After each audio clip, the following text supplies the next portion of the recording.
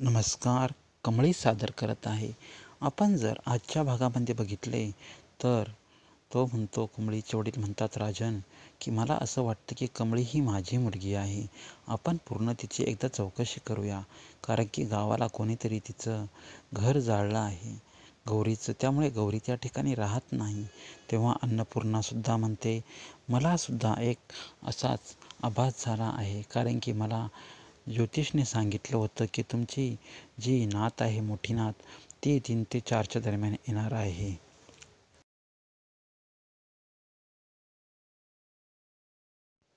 अन्नपूर्णा म्हणते, मलासुद्धा असं वाटतं की कमळीच माझी नात आहे, कारण की ज्योतिषने सांगितलं होतं 3 ते 4च्या दरम्यान तुमची नात तुम्हाला भेटणार आहे, असा दृष्टावा दिला होता.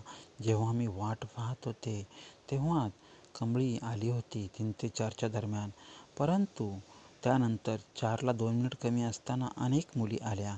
परंतु मला असं वाटतं की कमळी हीच माझी नात आहे, कारण की ती आली होती त्यावेळेस तिला मी खीर भरवण्यासाठी खीर तयार केली होती.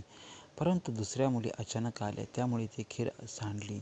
तू असं कर की कमळीचा पूर्ण घरचा पत्ता, तसेच इथला पत्ता काय आहे तो पूर्ण माहीत करून घे.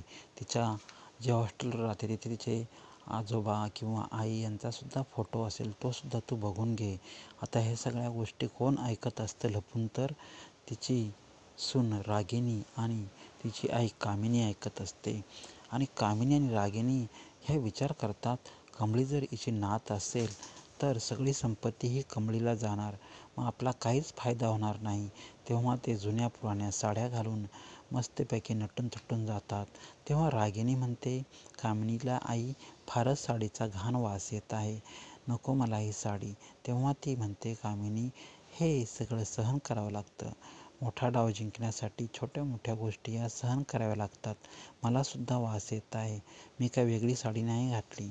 परंतु आपण जर असं गेलो नाही, आपल्याला जर कॉलेजमधल्या मुलींनी हॉस्टेलवर बघितलं तर ते सांगतील अन्नपूर्णाला, आणि मग तुझी सासू माहीत आहे का तुला काय करेल, असं ती तिला सांगत असते. आता त्यानंतर ते हॉस्टेलवर जातात बघण्यासाठी की कमळीची आई कोण आहे, आजोबा कोण आहे, वडील कोण आहे, त्यांचा फोटो सापडतो का. काहीतरी पुरावे शोधण्यासाठी ते जातात की कमळीची ह्या घरची नात आहे का. आता हे पाहण्यासाठी तुम्हाला आज पाहावं लागेल कमळी, कारण की मालिका ही फारच रंगतदार वळणावर येऊन ठेपलेली आहे. आणि राजनसुद्धा त्यांना बघण्यासाठी जाणार असतो, त्यांचा शोध घेण्यासाठी जाणार असतो, आणि गावावरून आलेला असतो त्या आईचा नंगीचा भाऊ. आणि तोसुद्धा सांगतो की नंगीला, आई चांगली आहे, सर्व आई चांगली आहे, तुम्ही काळजी करू नका. तसेच कमळीलासुद्धा म्हणतो, तुझ्यासाठी लाडू दिलेत. मग निंगी आणि कमळी लाडू खातात.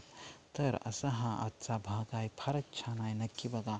नवीन असतील तर लाईक, शेअर, सबस्क्राईब करा. Thank you so much. आभारी आहे. पुन्हा भेटूया पुढच्या व्हिडिओमध्ये.